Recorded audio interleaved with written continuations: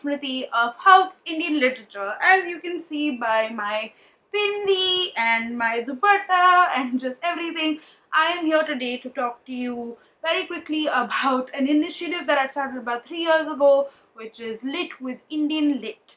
I started this as an effort to read more Indian literature, more Indian translated literature in general, because I feel that with translated literature you get a feel of a particular region, be it Assam or be it, I don't know, Tamil Nadu or anywhere, Jharkhand, anything. You get a feel of it versus with books which are written in English. Sometimes if you focus on just reading those, then it could be about anything. And I just wanted to read translated literature, guys, because that's what it's about for me. But it's been 3 years. I have read many books and I have got so many recommendations, and I have seen so many book reviews of amazing people on Instagram. We all use the hashtag lit with Indian lit, or previously lit with regional lit. We rebranded. But yeah, and it's great, and I am here today to give you some recommendations of books that if you want to start this journey, I feel like these 10, I have somehow put a list of 10 books which I really enjoyed reading over the last few years, and I think that if you want to start, or generally if you've already started but you don't know about these books, then read them because they're so good. They're amazing. I love it. Oh, wow. The first book that I want to recommend is a book that I have recommended to pretty much everyone on the face of the earth. People who have been following me for a while know which one this is.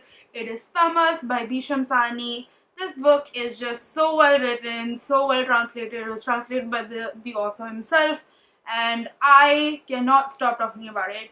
It is about a village in 1947 during the Indian partition, and it talks about just the people from the village and their experience during this partition time, and just what happens when the rifts between the two religions of Hindu and Muslim.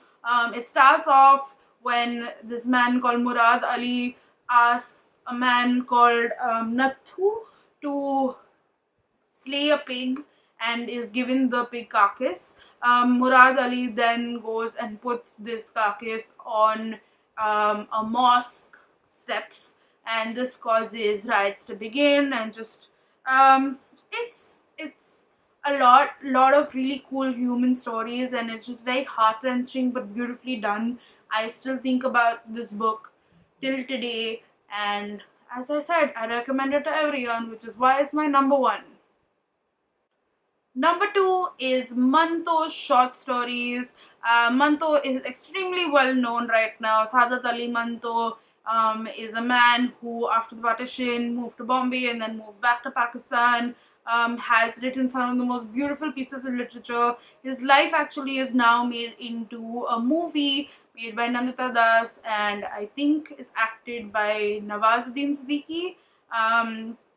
And he's just wrote some of the best short stories. Some of these short stories are translated by various people, but the one that I read, which I really liked, was Atish Tasir's. And it has, of course, his best hits. A lot of these short stories were read to us, and we kind of grew up reading them in school and stuff. Like, I remember reading Toba Tek Singh, The Dog of Titwal, and Kholdo. Those are my 3 favorite.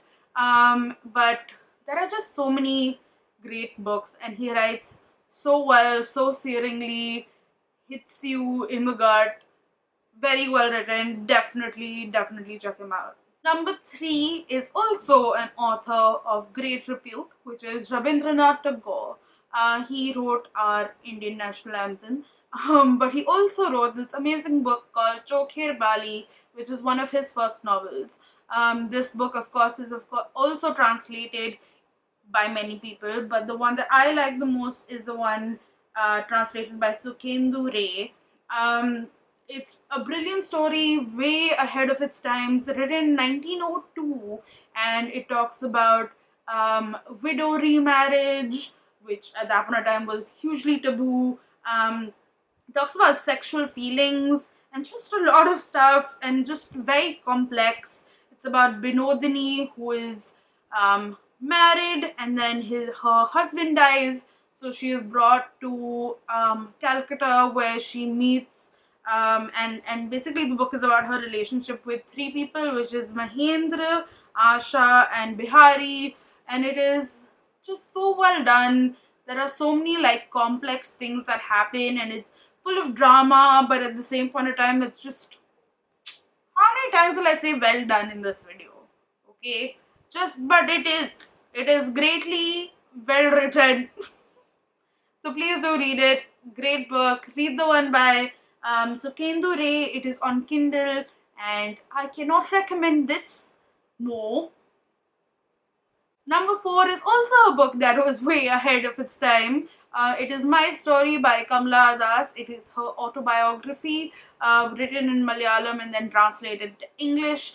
She talks about her, again, sexual feelings and her sexual awakening, her relationship with the husband, and just so many things that were just like so taboo and caught the world at that point of time by storm, because they were just like, what? A woman? Sexual feelings? What? But it was very like, just like, I don't give a fuck, and I thought that was awesome. And she's so brazen and brilliant. So I definitely recommend this book. This book was really cool to read.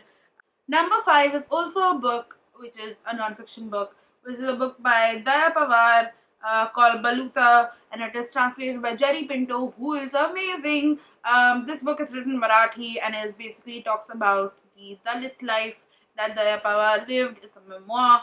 And I read this book and I didn't think of like the Dalit struggle the way I did after I read this, because I knew of it. But then when I read it, I was like, I didn't know it was so deep, and it made me want to read more about it, and it really shed light on it, which was but done beautifully and written well and translated well, of course, and just it was so well done. And I definitely recommend this book to pretty much everyone, because I feel like everyone needs to read this book. It is a must read. Number 6 is Cobalt Blue, which is also translated by Jerry Pinto. It is written by Sachin Kundalkar, and I love this book.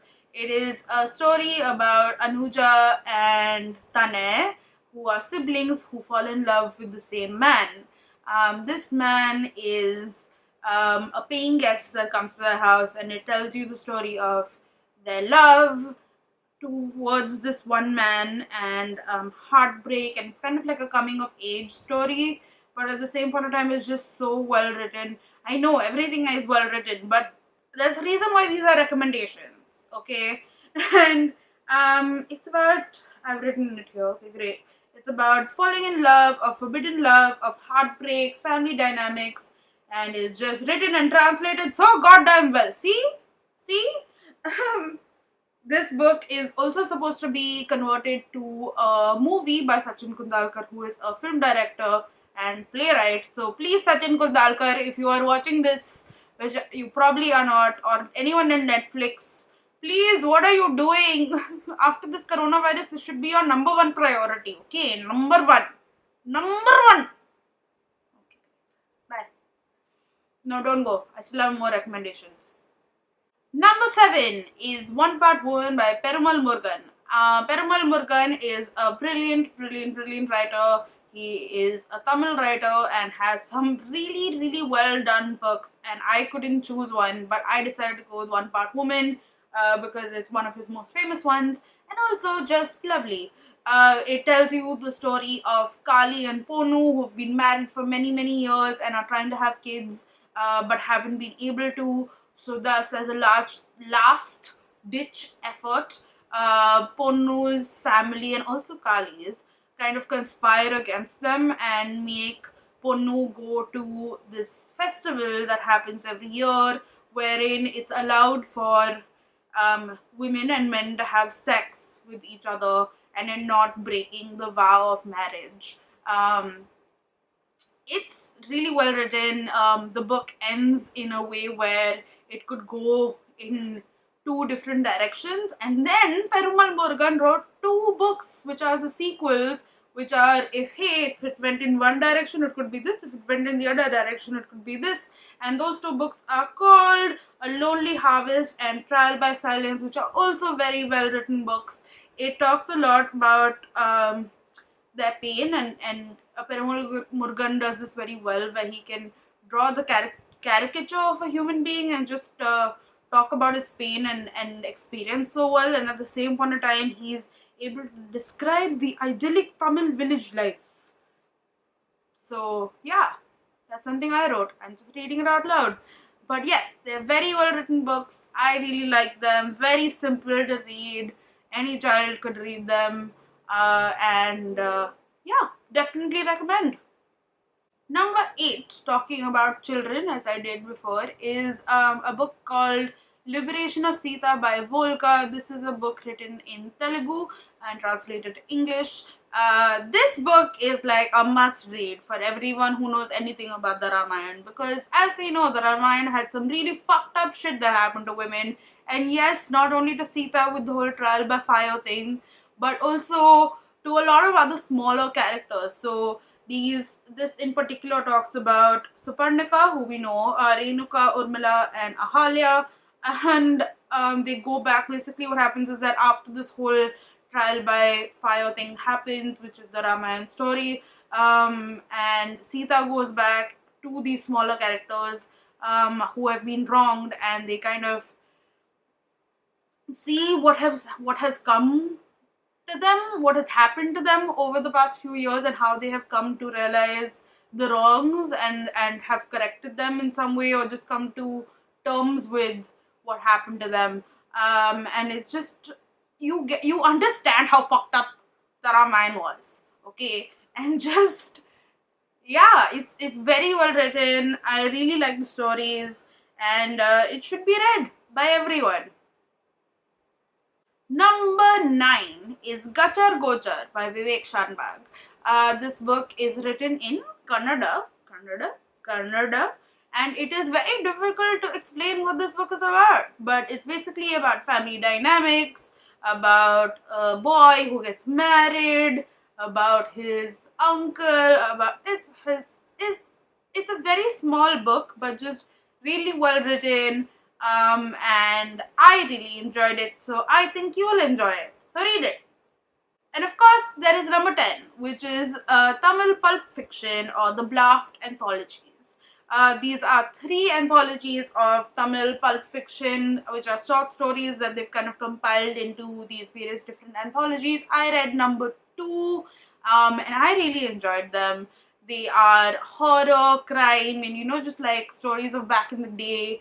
And they're just so much of time pass, okay, and I just love it. Sure, there might be some blatant sexism and sexualization of women, and it's weird, but you take it with a pinch of salt and you read it and you're happy and you're like, you know what, I thought it was great fun. So I really enjoyed it. I think you will too. So read it and let me know what you think. Alright, so we're at the end of my 10 recommendations of translated Indian literature. I hope you enjoyed this. Please comment down below with your recommendations. I would love to know what you liked. Are you going to read any of the books that I have recommended? And yeah, please go on to Instagram and talk to us about all of your books that you have read or reviews, and join the initiative and community with #LitWithIndianLit. And thank you so much for being here. Stay tuned for more videos. And bye.